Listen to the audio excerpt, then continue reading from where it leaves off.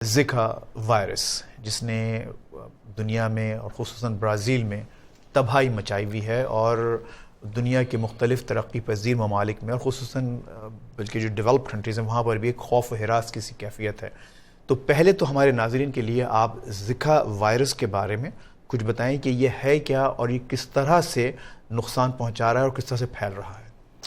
پہلی بات یہ ہے کہ زیکا وائرس مچھروں سے بھی پھیلتا ہے، اور اب اس پہ جو بہت جلدی ایک ریسرچ ہوئی ہے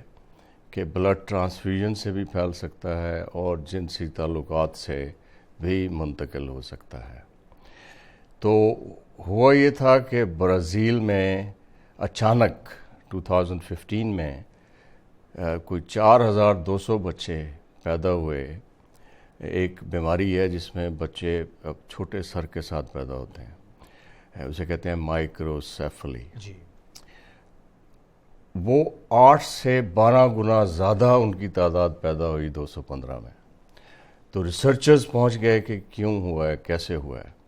تو اس کا ڈائریکٹ لنک زیکا وائرس سے ملا۔ اس میں جو چیز سمجھنی ہے لوگوں نے وہ یہ ہے کہ جب زیکا وائرس مچھر کے کاٹنے سے پھیلتا ہے، اس میں 80% لوگوں کو اگر کسی شہر میں ہوتا ہے تو 80% کو تو پہلے پتہ نہیں لگے گا، تو مچھر کو موقع مل جائے گا کاٹ کے، تو یہ جنگل کی آگ کی طرح پھیلے گا۔ ڈینگی بھی اسی مچھر سے پھیلتا ہے، لیکن ڈینگی کا مریض بڑا شدید بیمار ہو جاتا ہے۔ جس شخص کو اگر پہلے 7-8 دن تو وہ وائرس کچھ نہیں کہے گا، 2 سے 7 دن تک اس کو ہلکا سا بخار یا ریش ہوگا یا آنکھیں لال ہو جائیں گی۔ کتنے لوگ پاکستان میں جا کے اپنے آپ کو، پہلی بات تو یہ کہ ان کو تو کچھ نہیں ہوگا، اور واقعی کچھ نہیں ہوگا، کیونکہ 21 دن میں وہ ٹھیک ہو جائیں گے، وائرس بھی ان کے جسم سے ختم ہو جائے گا۔ کیا پاکستان اور پاکستانیز اس بلا سے نمٹنے کے لیے تیار ہیں؟ پاکستان یا ایون انڈیا یا بنگلہ دیش، یہ ملک جہاں ساؤتھ پہ ایشین نہیں ہے بالکل، اور اس کے لیے کل سے نہیں آج سے ایک ایجوکیشنل کیمپین بڑی سخت ضروری ہے، میڈیکل کمیونٹی کی ایکٹیویشن بڑی سخت ضروری ہے،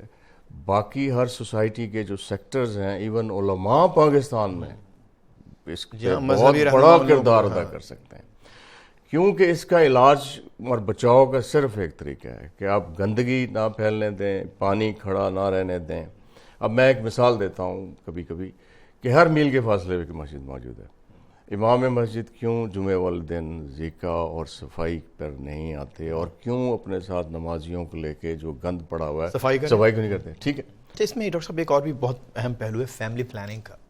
کہ اگر خدا نہ خواستہ یہ اگر وائرس اس طرح سے اگر کہیں پھیلتا ہے، اللہ نہ کرے ایسا ہو، لیکن اگر ایسا ہوتا ہے ہمارے ممالک میں ساؤتھ ایشیا کے، تو وہاں پر یہ فیملی پلاننگ ہے وہ ایک ایسا انسٹرومنٹ ہے، ایک ایسا ٹول ہے کہ جلدی سے اگر اس کو کک ان کر کے کم از کم ان بچوں کی پیدائش کو روکا جا سکتا ہے۔ لیکن اگین کچھ ہمارے پاس اور دوسری ایسی رکاوٹیں ہیں، سوشل کچھ ٹیبوز ہیں اس معاملے میں، جو کہ دیکھیں اس وقت آپ نے ایک بہت امپورٹنٹ سوال کیا ہے۔ 33 ملکوں نے، جس میں South America, Central America, Caribbean including Mexico, Brazil, they are advising, وہ اپنی خواتین کو یہ کہہ رہے ہیں کہ پریگننسی ڈیلے کر دیں جب تک ویکسین نہیں بنتی۔ اب مسئلہ یہ ہے کہ اگر پاکستان میں یہ پھیلے، اور جب پھیلے گا بڑی بری طرح پھیلے گا، کہ اگر اس وقت کوئی شخص بھی یہ کہے کہ جی خواتین پریگننسی نہ کریں، تو سب سے پہلے تو ایک مذہبی ایک مسئلہ بن سکتا مسئلہ ایک سوشل اور مذہبی مسئلہ بھی بن سکتا ہے، جس کا خطرہ ہے۔